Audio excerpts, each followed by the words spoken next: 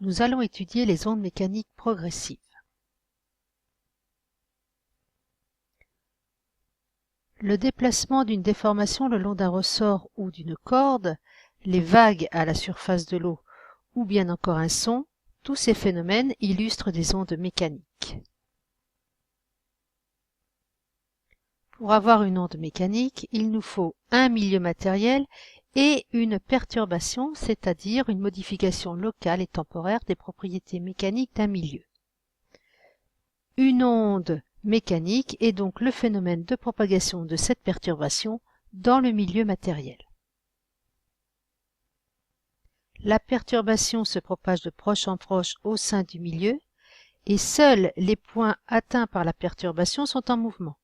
Après le passage de la perturbation, le milieu se retrouve exactement dans l'état où il était auparavant. Nous n'avons pas de transport de matière. Si les points atteints par la perturbation sont en mouvement, cela signifie qu'ils possèdent momentanément de l'énergie mécanique. On a donc un transport d'énergie. Lorsque la déformation du milieu et la propagation de l'onde se font dans des directions perpendiculaires entre elles, l'onde est dite transversale. Et lorsque la déformation du milieu et la propagation de l'onde se font dans la même direction, alors l'onde est longitudinale. Une onde mécanique se propage à partir de la source dans toutes les directions qui lui sont offertes. Une onde à une dimension aura une direction de propagation. C'est le cas de la corde ou du ressort. Une onde à deux dimensions, dans ce cas-là, la direction de propagation est un plan dont la source est le centre. Et nous avons aussi des ondes à trois dimensions, et dans ce cas-là, la direction de propagation est spatiale. C'est le cas par exemple du son. Qu'elles soient longitudinales ou transversales, les ondes évoluent dans une, deux ou trois dimensions. La propagation d'une onde sous-entend la notion de vitesse. Pour une onde, on parlera de célérité plutôt que de vitesse. La notion de vitesse sera gardée lorsqu'on aura un déplacement de matière. La célérité est égale à la distance que divise le temps. C'est toujours la même manière de le calculer. Pour la mesurer, on va déterminer la distance, par exemple dans le cas d'un son, la distance qui va séparer deux micros et le temps qui va séparer la réception de ces deux sons. La célérité d'une onde est une propriété du milieu de propagation et non de l'onde. Elle ne dépend que du milieu et de son état, en particulier de l'inertie et de la rigidité du milieu. Cet intervalle de temps est aussi appelé retard. Pour une onde, tout point du milieu subit la même perturbation que la source avec un retard appelé taux. Et ce retard se calcule comme étant la distance qui va séparer les deux points qui sont soumis à la même perturbation que divise la vitesse de propagation de cette onde. Parmi les ondes progressives, nous avons le cas particulier des ondes progressives périodiques. Prenons l'exemple d'une goutte d'eau lâchée sur une surface aqueuse plane. Ceci provoque des ondes circulaires qui s'atténuent rapidement. On a une onde progressive. Si maintenant on frappe régulièrement la surface de l'eau avec une pointe, alors on provoque une onde progressive périodique.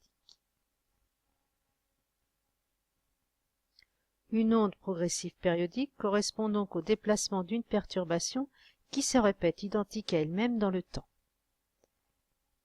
Elle va présenter une périodicité temporelle et une périodicité spatiale que l'on appelle encore la longueur d'onde. La période temporelle est le plus petit intervalle de temps au bout duquel on retrouve les mêmes variations du signal. Son unité est la seconde. On va la retrouver différents intervalles en fonction du temps. Directement liée à la période, nous avons la fréquence, qui est le nombre de périodes en une seconde, et elle se calcule en étant égale à l'inverse de la période. Son unité est le Hertz. Pour la longueur d'onde, étudions le cas suivant. Deux micros qui reçoivent le même signal. Ils sont au même niveau, Les deux courbes sont donc superposées. Si maintenant je décale le micro rouge par rapport au micro bleu, on voit que les courbes se décalent, on dit que les courbes sont déphasées. Il existe des positions particulières pour le micro rouge où les courbes sont en opposition de phase, c'est-à-dire que le maximum de la courbe rouge est opposé au minimum de la courbe bleue, ou bien encore où les deux maximums des courbes sont en même temps. Dans ce cas-là, on dit que les courbes sont en face. Si je recule encore ce micro, je constate que pour une nouvelle distance, je me retrouve de nouveau en face. Et si je note la longueur de cette distance, je me rends compte qu'elle est égale à 2 fois la longueur précédente. Ici, j'avais 34 cm et ici, je me retrouve avec 68 cm. Eh bien, cette longueur va correspondre à ce que l'on appelle la longueur d'onde. La longueur d'onde sera donc la plus petite distance séparant deux positions pour lesquelles les élévations sont en phase. Et son unité, bien sûr, sera le mètre puisque c'est une longueur.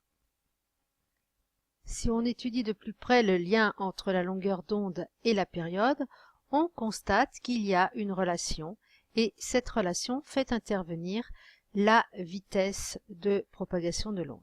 Lambda est égal à v fois t, c'est lambda en mètres, la vitesse en mètres par seconde et la période étant exprimée en secondes.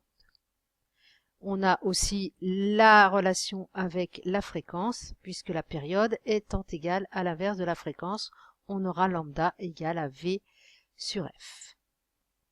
Voilà ce qui conclut ici notre chapitre sur la notion d'onde mécanique progressive.